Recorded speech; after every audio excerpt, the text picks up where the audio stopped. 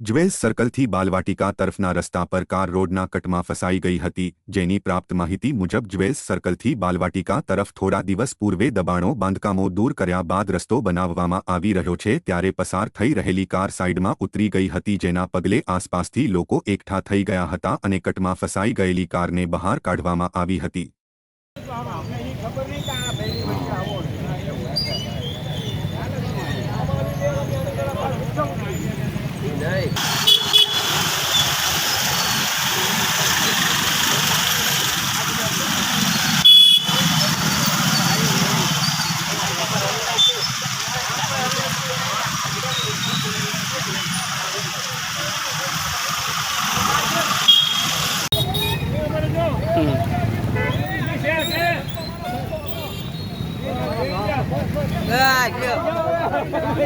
તમે જોજો હોય બીજી વાર ધ્યાન રાખજો બધા।